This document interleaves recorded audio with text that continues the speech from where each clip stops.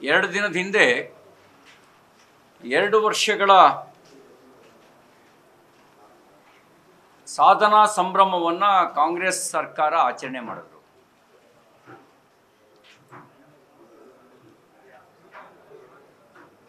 ಸಾಧನೆ ಮಾಡಿ ಸಂಭ್ರಮ ಮಾಡೋದು ಸ್ವಾಭಾವಿಕ.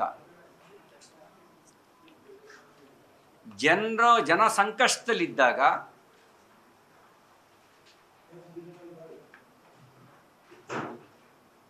ಬೆಂಗಳೂರು ಮುಳುಗಿದ್ದಾಗ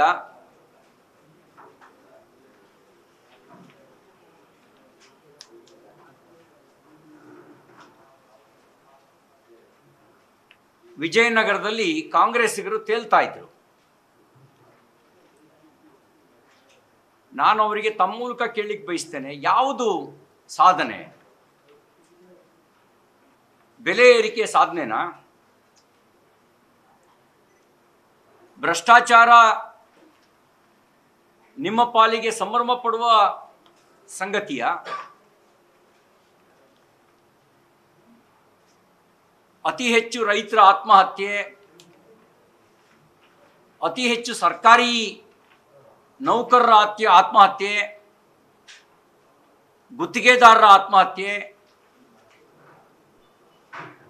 ದರೋಡೆ, ಕೊಲೆ, ಸುಲಿಗೆ, ಪೊಲೀಸ್ ಠಾಣೆ ಮೇಲೆ ದಾಳಿ,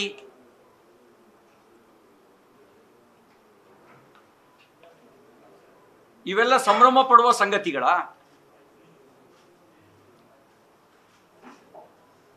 ಯಾವ ಪುರುಷಾರ್ಥಕ್ಕೆ ನಿಮ್ಮದು ಸಾಧನೆಯ ಸಂಭ್ರಮ?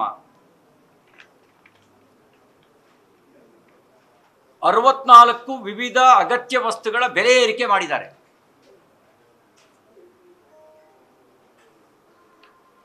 ಇದೆಲ್ಲ ಸಂಭ್ರಮ ಪಡುವ ಸಂಗತಿಯ?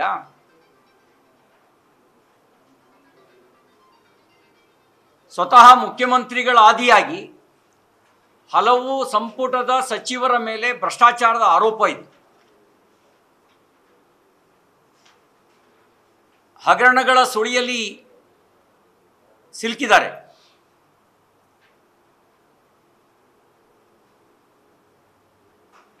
ಗುತ್ತಿಗೆದಾರರೇ ಆರೋಪ ಮಾಡಿದ್ದಾರೆ 60% ಸರ್ಕಾರ, ಇದು 60% ಸರ್ಕಾರ ಅಂಥೇಳಿ. ಆಡುಮುಟ್ಟದ ಸೊಪ್ಪಿಲ್ಲ ಅನ್ನೋ ರೀತಿಯಲ್ಲಿ ಮಾನ್ಯ ಮುಖ್ಯಮಂತ್ರಿ ಸಿದ್ದರಾಮಯ್ಯನವರ ಸರ್ಕಾರದಲ್ಲಿ ನಡೆದೇ ಇರುವ ಭ್ರಷ್ಟಾಚಾರವೇ ಇಲ್ಲ ಅನ್ನುವಷ್ಟು ಮಟ್ಟಿಗೆ ಭ್ರಷ್ಟಾಚಾರ ಜನಜನಿತವಾಗಿದೆ. ಯಾವ ಪುರುಷಾರ್ಥಕ್ಕೆ ನಿಮ್ಮ ಇದನ್ನು ಸಾಧನೆ ಅಂತ ಹೇಳ್ಕೊಳ್ತೀರಿ? ಮತ್ತಿಷ್ಟಕ್ಕೂ